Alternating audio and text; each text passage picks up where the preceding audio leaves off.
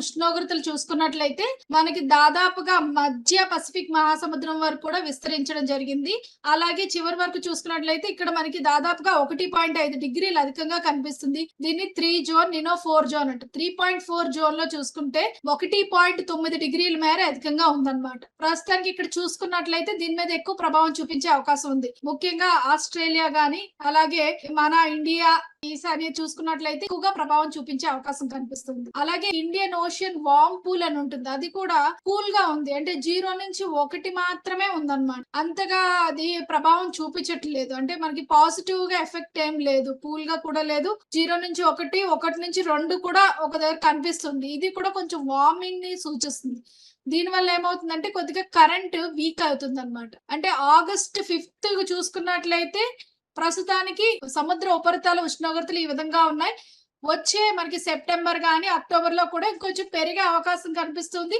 ఈ ఉష్ణోగ్రతలన్నీ కూడా పూర్తిగా మధ్య పసిఫిక్ సముద్రం వరకు కూడా విస్తరించే అవకాశం ఉంది. దీని వల్ల ఏంటంటే మన ఋతుపవనాలు కొద్దిగా వీక్ అయ్యే అవకాశం కనిపిస్తుంది. చూసుకున్నట్లయితే ప్రస్తుతానికి సైక్లోజెనసిస్ అంటే ఈ అల్పపీడనాలు ఏర్పడడం కూడా కొద్దిగా తక్కువగా ఉండే అవకాశం ఉంది. అంటే 30-40% మాత్రమే ఈ అల్పపీడనాలు ఏర్పడే అవకాశం ఉంది. అలాగే నెలాఖరులో కొద్దిగా 6-10 మధ్యలో అది కూడా ఉత్తర బంగాళాఖాతం అంటే మనకి కలకత్తా, బంగ్లాదేశ్ ఈ పరిసర ప్రాంతాల్లోనే ఏర్పడే అవకాశం ఉందన్నమాట. ఇది 24 జూలై వరకు. కానీ ఈ రోజు వరకు చూసుకున్నట్లయితే -9% ఉంది.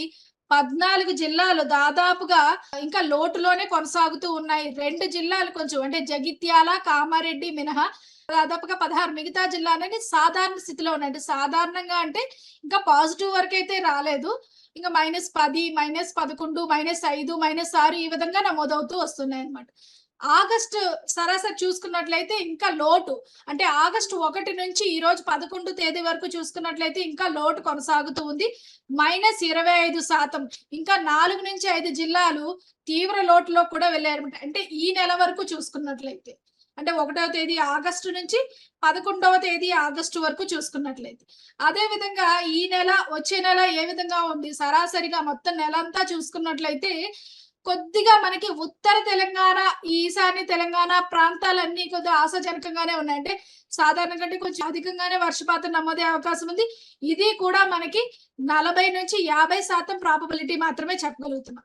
ఈ కింద మొత్తం అంటే హైదరాబాద్ మినహా కొంత, వికారాబాద్, సంగారెడ్డిలో కొంత మినహా మిగతా జిల్లాలన్నీ సాధారణ నుంచి తక్కువ అంటే సాధారణం కంటే తక్కువగా కూడా అంటే దాదాపుగా 55-65% బిలో నార్మల్ గా ఉండే అవకాశం అయితే కనిపిస్తూ ఉంది.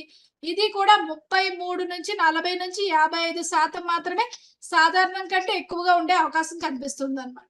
అలాగే ఉష్ణోగ్రతలు కూడా కొద్దిగా పెరిగే అవకాశం ఉంది. ఆగస్టులోని ఉష్ణోగ్రతలు సాధారణంగానే తగ్గు ఉంటాయి. అదే సెప్టెంబర్ నెల చూసుకున్నట్లయితే మనకి రాష్ట్రం మొత్తం మీదుగా దాదాపుగా 33-45% లోటు కనిపిస్తుంది. అంటే తక్కువగా నమోదే అవకాశం కనిపిస్తుంది. ఎప్పుడైతే మనకి ఇప్పటికి 40-25% అనేది తక్కువగా ఉంది ఆగస్టులో. అలాగే సెప్టెంబర్ 1 నుంచి మనం లెక్కేసుకుంటే దాదాపుగా 30-40% తక్కువగా లోటు వచ్చే అవకాశం అయితే కనిపిస్తుంది అన్నమాట. అదే వారాల వారీగా అంటే 7వ తేదీ ఆగస్టు నుంచి 13వ తేదీ ఆగస్టు వరకు చూసుకుంటే మనకి ఉత్తర, ఈశాన్య కొద్దిగా అక్కడక్కడ జల్లులు కురిసే అవకాశం ఉంది. కొద్దిగా లైట్ టు మోడరేట్ అన్నమాట. లైట్ టు మోడరేట్ అంటే ఒక మోస్తరు వర్షాలు కురిసే అవకాశం అయితే కనిపిస్తుంది. అలాగే కొద్దిగా 14వ తేదీ నుంచి 20వ తేదీ చూసుకున్నట్లయితే కొంత ఒక 1-2% వరకు కొంచెం ఒక అల్పపీడనం ఏర్పడే అవకాశం ఉంది. అది కూడా ఉత్తర దీంట్లోనే నార్త్ బే ఆఫ్ బెంగాల్ లోనే అవకాశం ఉంది. ఉత్తర బంగాళాఖాతంలో. దాని యొక్క ప్రభావం వల్ల దక్షిణ ఛత్తీస్‌గఢ్, కొద్దిగా ఒరిస్సా, మనకు అలాగే నాగ్పూర్ మనకి ఈ మహారాష్ట్ర మీదుగా ప్రయాణించడం వల్ల కొద్దిగా ఆదిలాబాద్, ఆసిఫాబాద్ ఈ జిల్లాల్లో కొంచెం ఎక్కువ వర్షపాతం నమోదే అవకాశం ఉంది. అంటే కామారెడ్డి వరకు కూడా కొద్దిగా మోస్తరు నుంచి కొద్దిగా ఎక్కువ నమోదే అవకాశం ఉంది. మిగతా దక్షిణ జిల్లాలన్నీ మోస్తరు నుంచి తేలికపాటి జల్లులు మాత్రమే కురిసే అవకాశం కనిపిస్తుంది.